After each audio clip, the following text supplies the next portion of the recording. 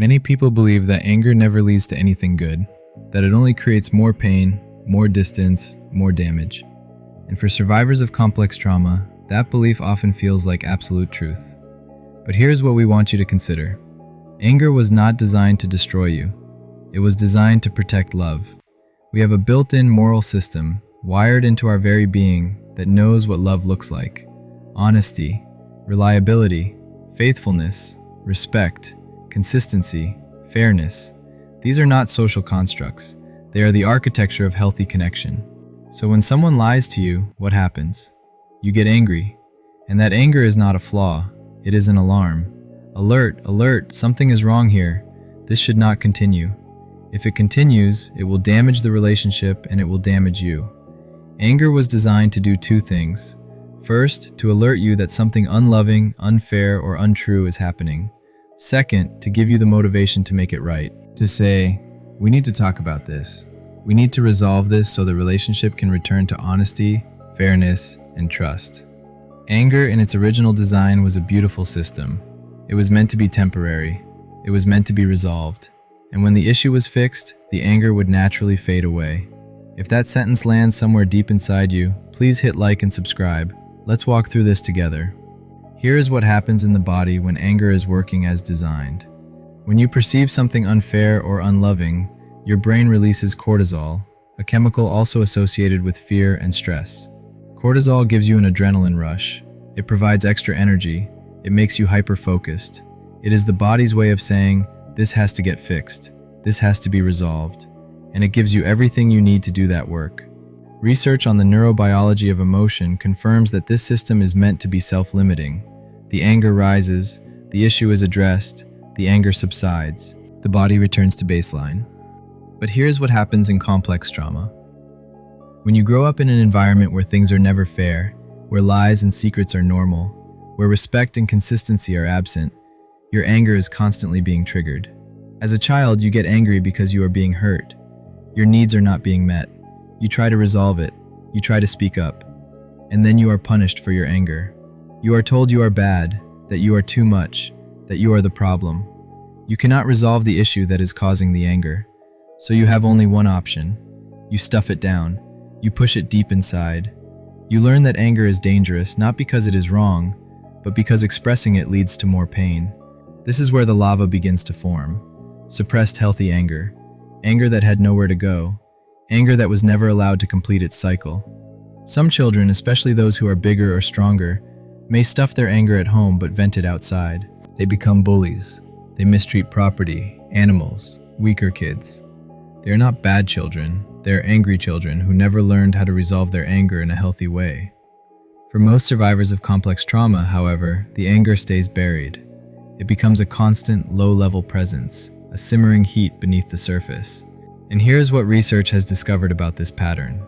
When you experience severe danger, your body goes into full activation mode. Adrenaline, cortisol, hyperarousal. This response is designed for short-term emergencies.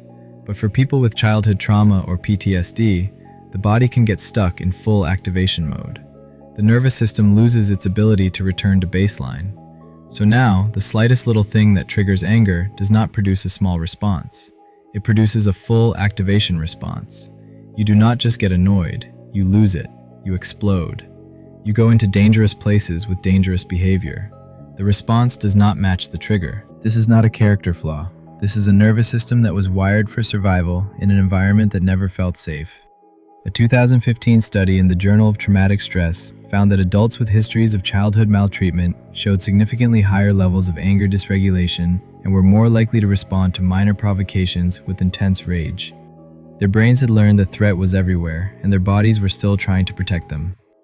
There is another layer to this anger that is often overlooked. Many children from complex trauma grow up with a deep, aching frustration. Nobody ever heard them. They tried to express themselves. They hoped their parents wanted to understand them. They tried to engage them in conversation, to share their world, to be seen. But nobody got them. Nobody heard them. So the only way they could finally get attention was to get angry, to blow up, to cause a scene. Because anger, at least, got a response. Anger became a necessary tool for getting their needs met, for being seen, for being heard. This pattern does not disappear in adulthood.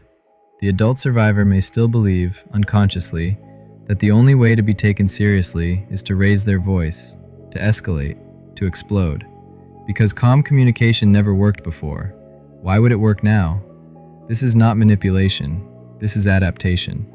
The child learned what worked, and the adult is still running that old software. Here is where the tragedy deepens. Complex trauma's greatest damage is to identity. We call this shame. Instead of seeing yourself as valuable and lovable, you see yourself as not valuable, not lovable. Your identity, instead of being positive, becomes negative. And as shame builds, it requires you to be angry at yourself, because you hate that you feel unlovable. You hate that you feel worthless. And that anger, which was meant to protect you from external threats, turns inward. This is why so many trauma survivors struggle with self-directed rage, self-hatred, a constant grinding criticism that never lets up.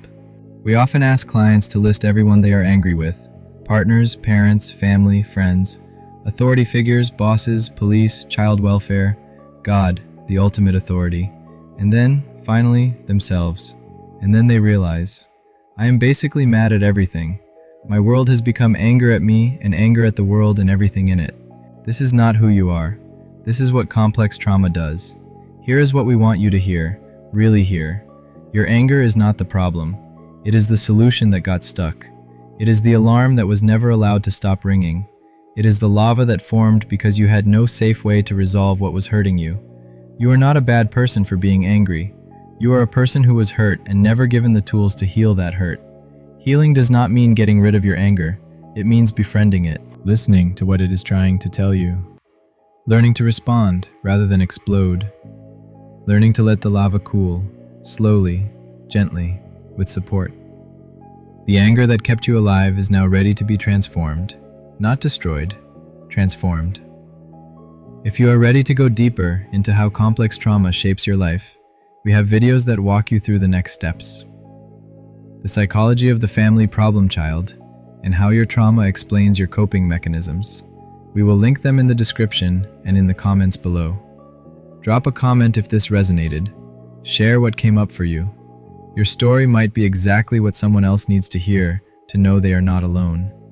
And if you have not already, please subscribe for more compassionate, trauma-informed content. You are not your anger. You are the one who survived what made you angry, and you can heal.